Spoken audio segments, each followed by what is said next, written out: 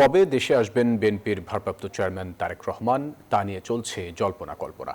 সরকারের পক্ষ থেকে বলা হচ্ছে এ বিষয়ে সুনির্দিষ্ট কোনো তথ্য নেই, তবে চাইলেই ট্রাভেল পাস দেয়া হবে তাকে।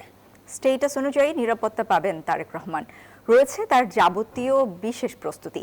এদিকে খালেদা জিয়াকে ভিভিআইপি হিসেবে ঘোষণার সিদ্ধান্ত গ্রহণ করেছে উপদেষ্টা পরিষদ।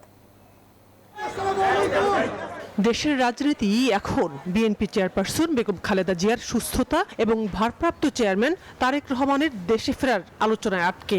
দেশের মানুষের কাছেও এটি এখন আগ্রহের কেন্দ্রবিন্দু। এমন আলোচনার মধ্যেই সোমবার রাতে বিএনপির স্থায়ী কমিটির সদস্য সালাউদ্দিন আহমদ তারেক রহমানের দেশে আসবেন বলে খবর দেন। তিনি শিগগির চলে আসবেন ইনশাআল্লাহ। তবে পররাষ্ট্র উপদেষ্টা জানালেন, লন্ডনে অবস্থানরত তারেক রহমান এখনও ট্রাভেল পাস চাননি, চাইলে তা দিতে প্রস্তুত মন্ত্রণালয়। খালেদা জিয়াকে বিদেশ নেয়ার প্রস্তুতি থাকার কথাও জানান তিনি। ট্রাভেল পাস উনি চাইলেই ইস্যু হবে। এখনো চান নাই? আমার জানার মতো এখনো চান নাই। ওনার কাছে কোন পাসপোর্ট আছে স্যার? এটা বলতে পারবো না আমি। না, ওটার প্রস্তুতি আছে, যদি প্রয়োজন ডাক্তাররা বললে তখন তো নিয়ে যাওয়া হবে। এদিকে তারেক রহমানের নিরাপত্তায় বিশেষ যা যা দরকার সরকার তা দিতে প্রস্তুত আছে বলে জানিয়েছে একমাত্র স্মার্ট সিটি বসুন্ধরা, আধুনিকতায় এক ধাপ এগিয়ে। স্বরাষ্ট্র উপদেষ্টা। সচিবালয় আইন শৃঙ্খলা সংক্রান্ত কোর কমিটির সভা শেষে তিনি বলেন, সবার নিরাপত্তা দিতে প্রস্তুত তার মন্ত্রণালয়। বাংলাদেশে কারো কোনো নিরাপত্তার কোনো শঙ্কা নেই, আমরা সবার জন্যই প্রস্তুত।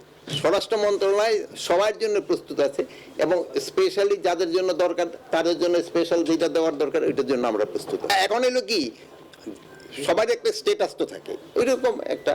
মঙ্গলবার সকালে প্রধান উপদেষ্টার বাসভবন যমুনায় খালেদা জিয়ার শারীরিক অবস্থা ও তার মর্যাদা ইস্যুতে বিশেষ বৈঠকে বসে উপদেষ্টা পরিষদ। সভায় বিএনপি প্রধানকে ভিভিআইপি ঘোষণার সিদ্ধান্ত গৃহীত হয়। বেগম খালেদা জিয়ার বর্তমান শারীরিক অবস্থা বিবেচনায় প্রয়োজনে উন্নত চিকিৎসার জন্য বিদেশে নিয়ে যাওয়ার পরিকল্পনা, উচ্চ মর্যাদা বিবেচনায় তাকে রাষ্ট্রের অতি গুরুত্বপূর্ণ ব্যক্তি ভিভিআইপি ঘোষণা করার সিদ্ধান্ত নেওয়া হয়।